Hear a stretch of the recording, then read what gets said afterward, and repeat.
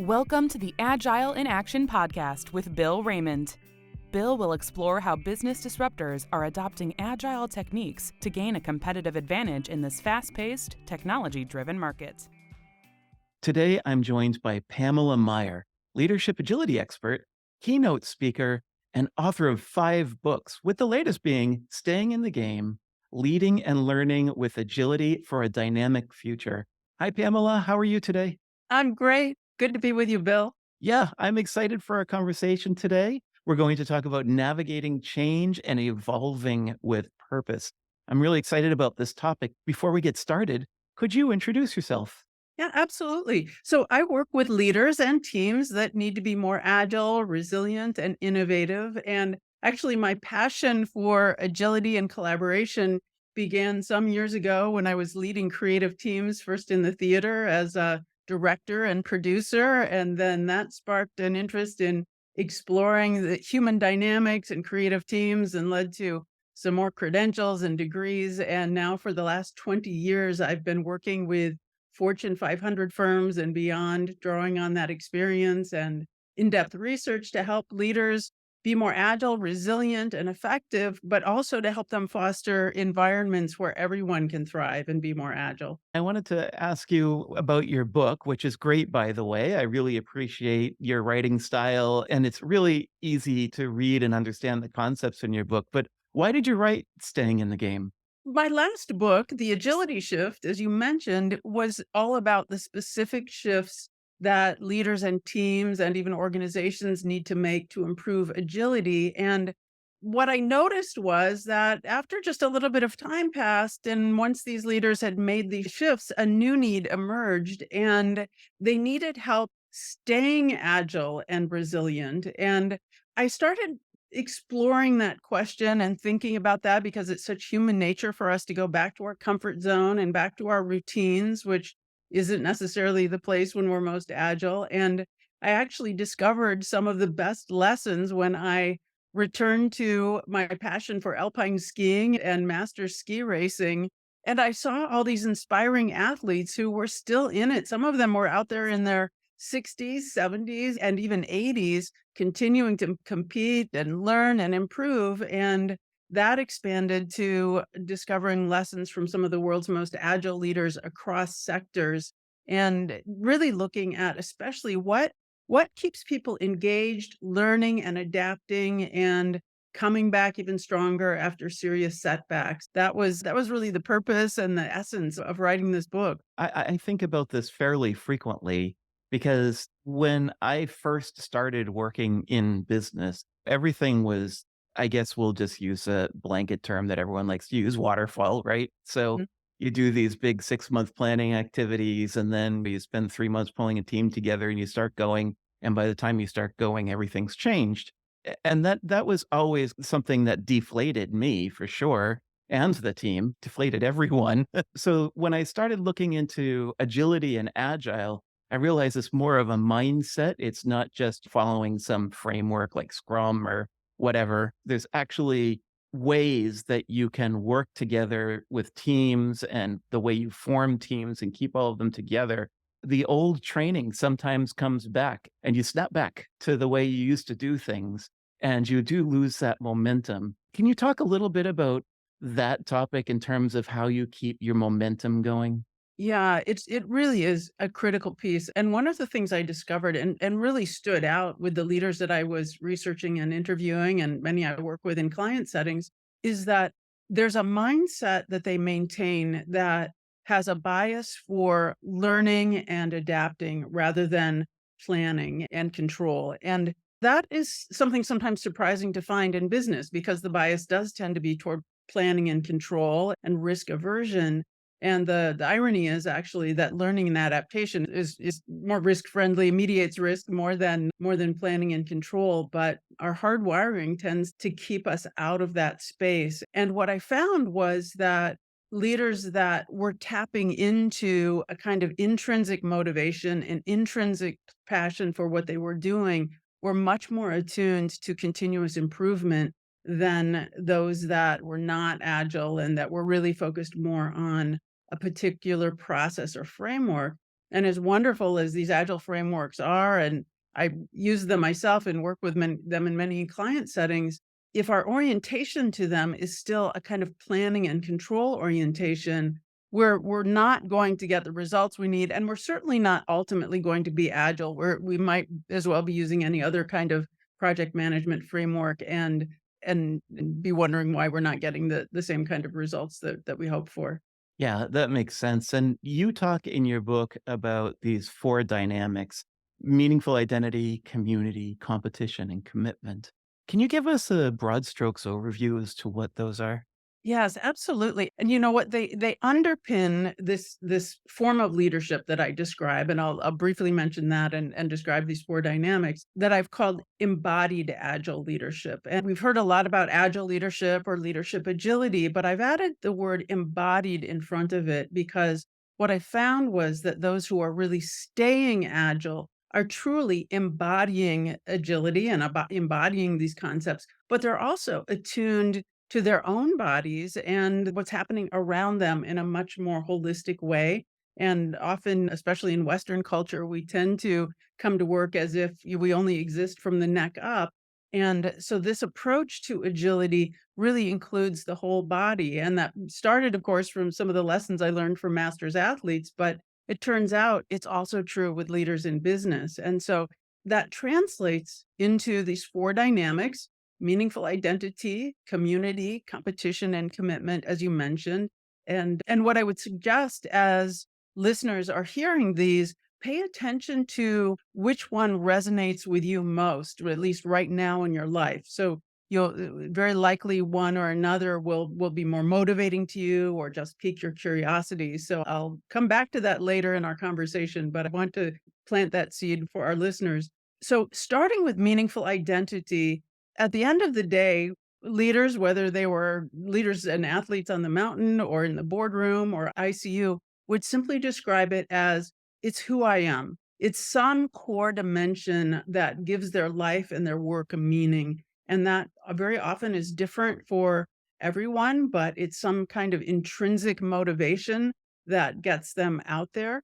And their meaningful identity is really interconnected with the other three dynamics. And sometimes they don't discover their meaningful identity until they participate in these other three dynamics. So that meaning that community, which really stood out as one of the big reasons that people stay in the game, and particularly when I was out there on these weekend races, all kinds of conditions, all kinds of temperatures, one of the questions I would ask, especially these older racers, is what keeps you coming out here, even when, your colleagues are staying in bed or move to warmer climates. And one of the biggest things that stood out was that it's the people. They didn't want to miss out in when their friends were out there, or there was this incredible community and camaraderie.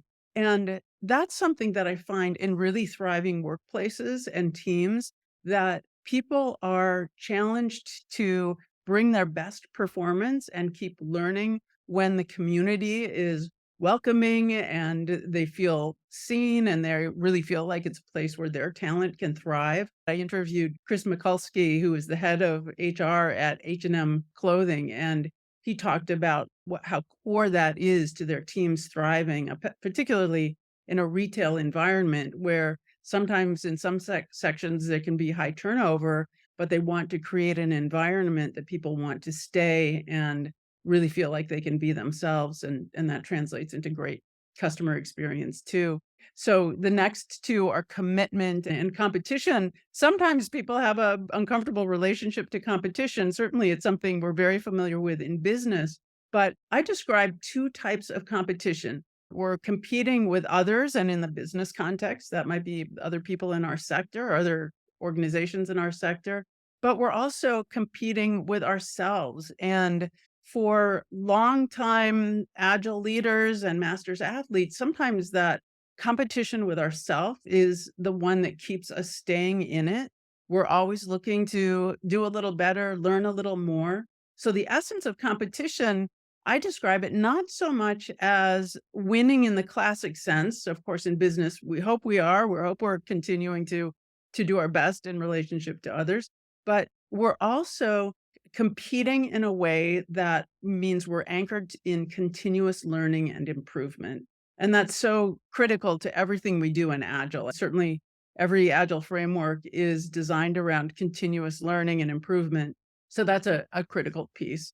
And then I'll describe the last one, but I wanted to pause just for a moment here, Bill, because I've been going on. So if I take a breath, and if you have any questions about those three before I share the last one. You said if you hear one that really resonates with you the most, to maybe put a little bit more focus on that. Huh, And while we didn't talk about commitment dynamic, right. the one that most resonates with me is community. When I started my career, I was in IT leadership, and it was really cool in my company to be recognized for that, right? So th- I had a lot of people that I worked with, and people knew me for something, and I knew other people for something, and we shared with each other, and we managed to do some great things together because we had that community. But I realized very quickly that I kind of liked the idea of having community, not just inside and outside the organization. And so that's why I actually started consulting, Yeah. because that allowed me to not only talk to a whole bunch of customers, but then take those customer experiences and share them with other customers. So I could take Excellent. what I've learned to help them succeed. And then I got into working on a specific product in the project management community. And I became known as a person there, and wrote a book. Now, all of that is to say that I really enjoy community. That's why this podcast is Right. even here, to be quite honest with you. But one of the things that I think the pandemic did is that it put you back. I don't have a big company. My company is small. We're just a few people, and we hire some independent contractors if we have to, things like that. So I haven't been able to go to those trade events. And even if I speak on my computer and do something over a webinar or something, you might get some good feedback and things like that. But just being able to walk off the stage, or walk out of the room that you just spoke at, or go to someone else's talk and get to meet them in the hallway and have Yes. those conversations, I felt very disconnected from that. And I Mm. have to say, that's something that I've really been putting more of a focus on these last few months, is getting myself back out into the space. Because I feel like even though I'm here every week doing this podcast and I'm writing and I'm on LinkedIn, I don't feel like I'm necessarily as much part of the community as I'd like to be.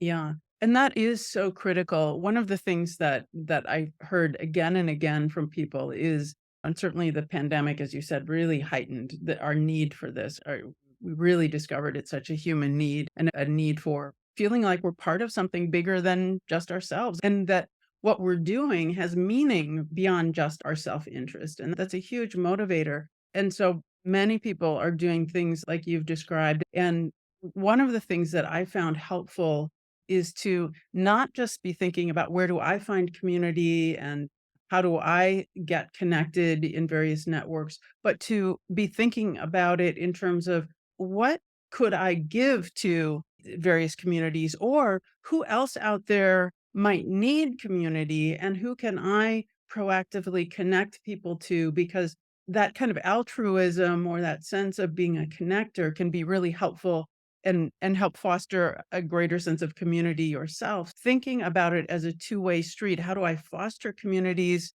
and a sense of community in any space I already participate in, to make it more robust and more generative?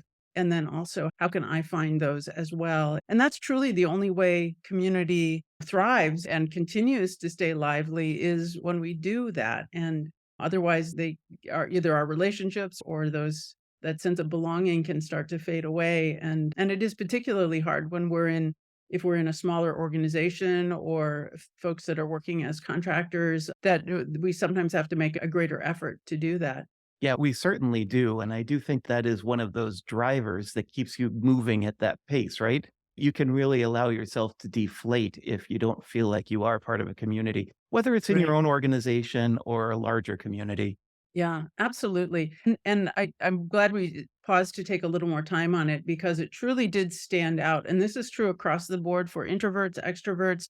You don't have to be, standing on the top of a table to be getting people's attention, to participate in community. It can be in quiet ways. It can be ways that is fitting for you. But the point is to feel like you are connected with something larger than yourself, and with people that share your passion for whatever it is that gives your life meaning and your work meaning. And once we do, the interesting thing that happens is it motivates us to learn more, to explore more. And so I think there's a real value in community and fostering some of the other values of agility, of learning and adaptation and connectivity and resource sharing. So shall I jump in to share the last one, and then we can circle back to some of the others as well? Yeah, of course. Sure. Let's continue. Yeah. So commitment. So we've talked about community and competition. Commitment was one that surprised me a little bit. But once I started talking to these masters athletes, I guess it wasn't so surprising if you're talking to a 84-year-old ski racer, such as I have, and several folks in their 80s who are still getting out there, still training, still competing, and really working at the top of their game. So commitment is really about intentionality and prioritization. And sometimes it's also about reprioritization, because of course being agile means being able to reprioritize as conditions change. And that means adapting, whether it's external conditions, our internal state or capability, or maybe even our interests are changing, but it's always reprioritizing. And certainly, if we bring it back to the conversation about agile frameworks have prioritization built into them from the very start of our scrum planning or our sprint planning activities. And certainly, each sprint cycle is an opportunity to reprioritize, but always based on our values and the value we're delivering to the customer or the end user, and getting in sync with that ability to commit to delivering value, to commit to being intentional and prioritizing also is a key practice for leaders that are staying in the game. Yeah, and people might think that being an independent like you, right, it's so much easier because you make the decision. Oh, no, it's not that easy. You have to Mm, prioritize all the time and reprioritize because things come up on a regular basis. And then you have to say, is this for my business? Is this for yeah. me? And make sure that you are still going forward and making sure that strategic direction doesn't go off course. Yeah, absolutely. And anybody working in Agile knows that it's the blessing and the curse of working in an Agile environment, because you're always being bombarded with whether it's new project requirements or other upheavals. It can even be external things like a change in leadership or your team members change. And so, how do we stay focused on prioritizing to deliver value, to generate value? And that does come with some real discipline to stay connected to what our purpose is in the first place, what are our core objectives, and if those change, do we have shared agreements on those, and can we adapt? But it really does depend on some great communication and real centered focus on our own value, which really does bring us back to that meaningful identity. Are we connected with what is valuable for us to stay engaged, certainly in our own work, but also to be engaged in the value of the projects we're creating? Sure. And I think you have some great examples of that in the book. You have some pretty interesting case studies that I think a lot of management style books, they tend to be fairly just this company did this thing. But you have some very interesting case studies. I'd love to hear Oh, a few of excellent, those. excellent. Yeah, so I'll start with one that is more in probably people's area of familiarity. Dr. Tiffany Dodson, who I've had the chance to track at her career and work with over the years. She's now head of global learning at Liberty Mutual Insurance. And one of the things that so struck me, and I really highlight a number of learning leaders across organizations and industries, she's not only head of global learning, but she demonstrates it at every turn in how she shows up in her work. And one of the things she shared with me, and this was when she was pretty new to the role at Liberty Mutual, is that whenever she meets with her team, she starts off the conversation by sharing, or asking rather, I guess she's sharing, here's what I'm learning. And then that fosters an environment for everybody around the table to share what they're learning too. So it's just a simple shift rather than asking for report outs or project updates. starting with, here's what I'm learning. And that sets the expectation that everybody should be coming to the table talking about what they're learning and be in a learning mindset in their day-to-day work, because they know that their leader is going to be asking them and expecting them to follow suit. So that's one of my favorites. But you also mentioned some surprising areas. And another one of my favorites actually came from Graham Smith, who is a Vietnam veteran. He flew reconnaissance missions during the Vietnam War. And he shared a lot about how, first of all, being in an agile mindset is critical to coming back alive after each of these missions. But it was also about a real team focus. And he said one of the first things they tell you when you get off the bus at the Air Force Academy is you have to collaborate to graduate. And I just loved that. And that goes right into the cockpit. He shared these harrowing stories of flying 50 feet above the ground to avoid radar. Your wingman's wing is 3 feet away. And every move you make has to be responsive with situational awareness, but you can't make any move that your wingman can't follow. So it's a true sense of, I'm part of a team. I've got to bring everybody back safely.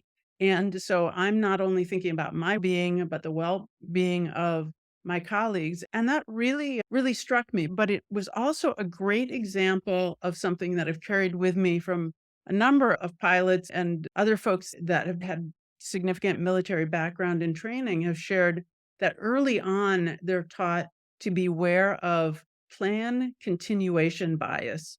And I certainly know this is one I've grappled with, but it's the idea that you've got your mission, all of this work went into it. Maybe you've done your sprint planning or you've locked in on a particular project plan. But if we have plan continuation bias, it means that we're not going to shift gears as needed in response to incoming information. And that's really critical. And certainly in a life or death situation, if you don't shift gears or sometimes abort the mission, I've written about that in the past. Certainly the Miracle on Hudson and Sully Sullenberger's amazing, ability to so quickly adapt in response to a catastrophic situation. They're aware of this potential bias and able to negotiate it in very high stakes, high stress situations. And so that's a critical dimension of certainly staying agile, but being agile in the moment. And that truly calls for an embodied agile leader. One of the things that I think we have a challenge with in business, and I think we've all experienced this in one shape or form, is that we have this plan and we maybe are starting to recognize it may not be spoken out loud, or maybe it's whispered in the hallways or what have you.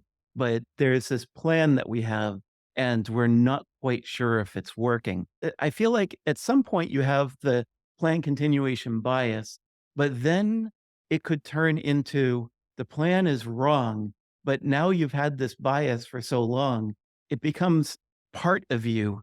And Right. then you feel like if I change, if I make a shift, then you might actually be impacting your career for the negative. Yeah. Boy, yeah, you've really named something that, and I've heard this. I've heard this actually, a client was talking about this. They'd invested a lot in a new platform and were going down a pathway where they were getting data that was really disconfirming that this was going to deliver any value or that the customer even wanted it anymore.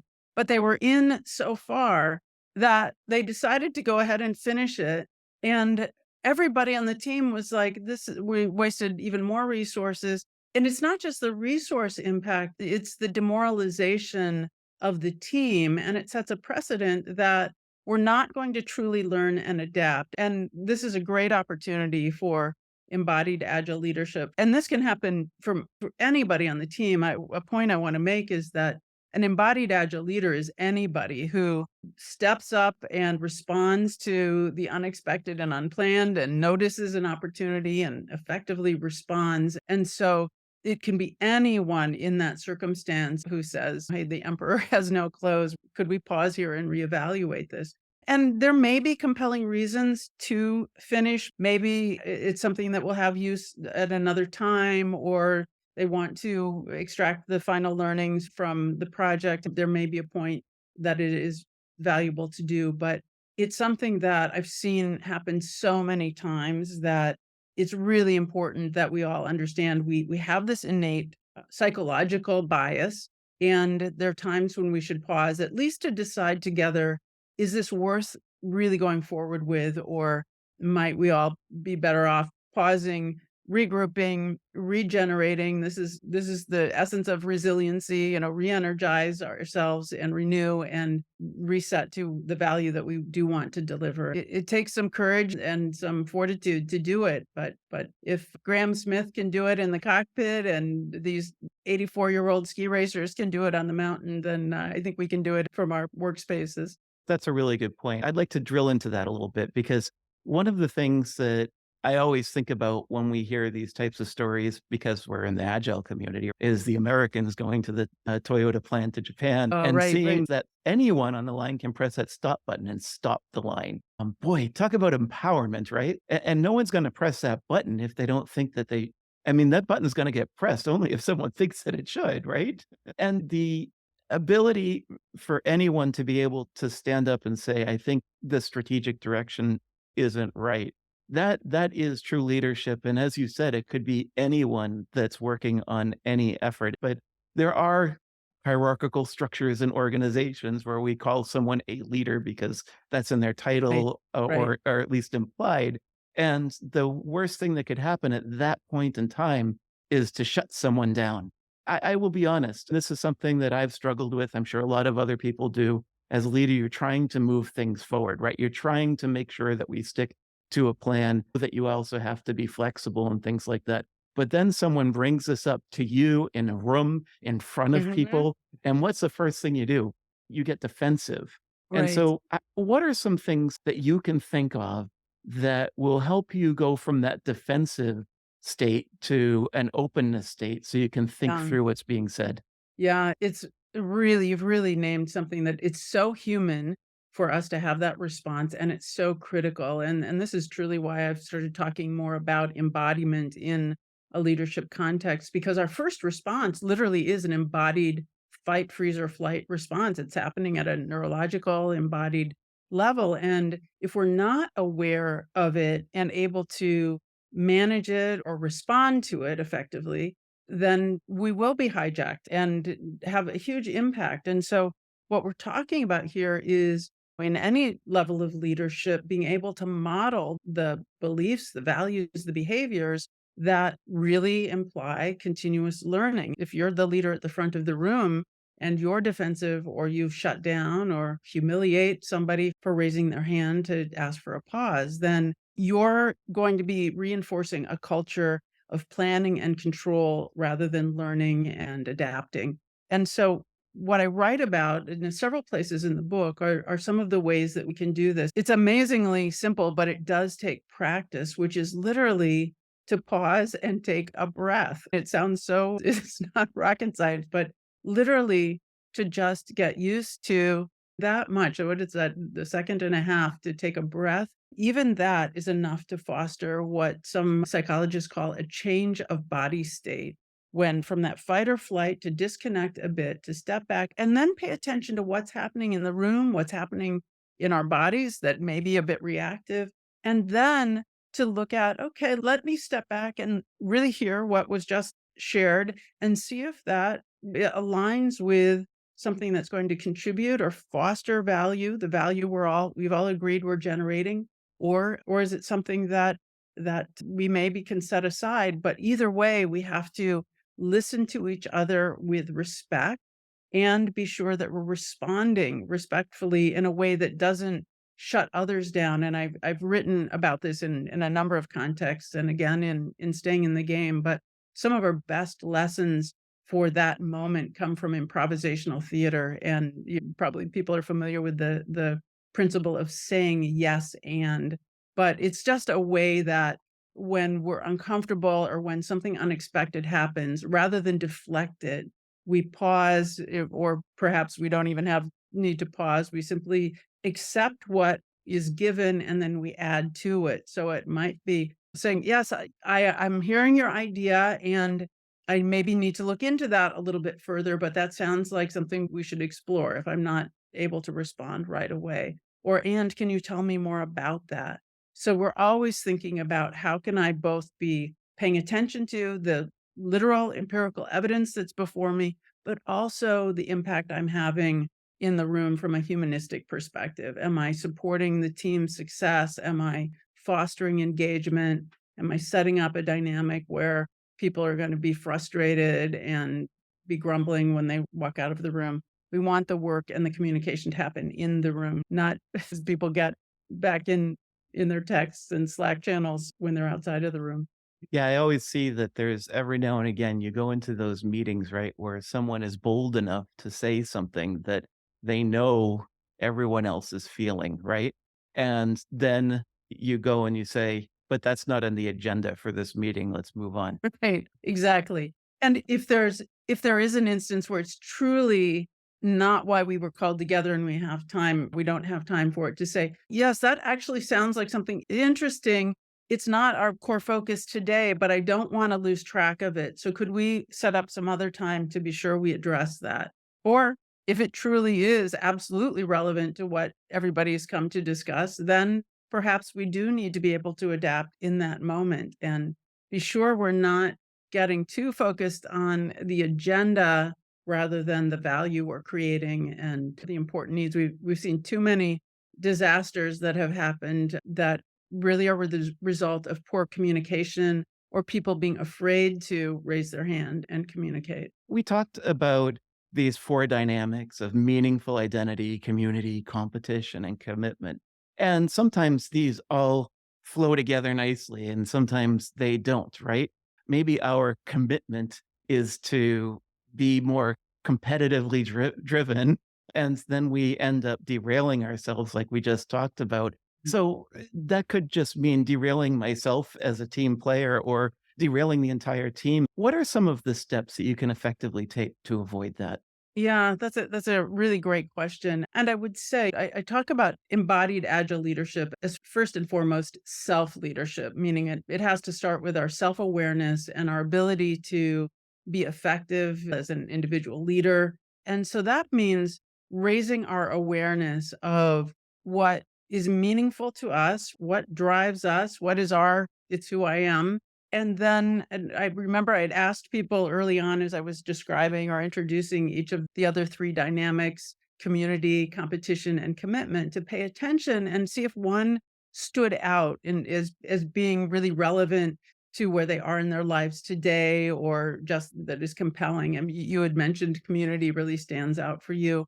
So whichever resonated most would be a great place to start in terms of raising that self-awareness and then thinking about how do I live into that a little more and maybe create more space for others to join me in that. So I create a little more of a generative experience. And in the book, I conclude each chapter with a series of reflective questions and even offer a downloadable guide that people can use as almost a workbook or a journal to reflect. But I would really start there. Start with what stands out as something that sounds energizing and motivating to you, and then do a deeper dive into that. Because when we get derailed, it tends to be that we've lost focus of what we care about, what's valuable to us. And then we start getting hijacked by other people's agendas or which way the wind is blowing when we don't have that core sense of ourselves. If we're prioritizing, of course, we need to know what we're prioritizing for and what is motivating and energizing to us. So that's my recommendation, to start there and then approach it with an attitude of inquiry. You've got some beginning ideas, but there's a lot more to learn and a lot more than you can model once you begin your learning to foster that energy within the teams or the organizations that you're working within. Thank you so much, Pamela Meyer. This has been a great conversation. Boy, has it gone by fast. It has. Thank you, Bill. Yeah. Before we wrap up, though, I'd love to know if it's okay for other people to reach out to you. Yes, absolutely. I would love to connect. How might people reach you?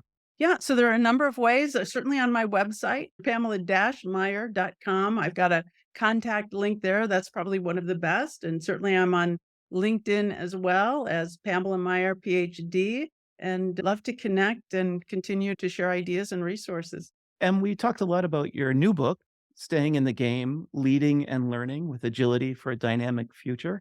How can people get that book? Probably the easiest way these days is on Amazon, but it's also available through your favorite bookseller, and would really love to get people's response to that. It's a great place for us to continue the conversation. And it is also a great book. And thank you for writing it and sharing Thank this time with us so that you can share some of these ideas and concepts with us. thank you so much. It's been a pleasure having this conversation with you, Bill. Thank you for listening to the Agile in Action podcast with Bill Raymond. Subscribe now to stay current on the latest trends in team organization and agile techniques. Please take a moment to rate and comment to help us grow our community. This podcast is produced in affiliation with Cambermast LLC, and our executive producer is Riyama Dagason. If there is a topic you would like Bill to cover, contact him directly at bill.raymond@agileinaction.com.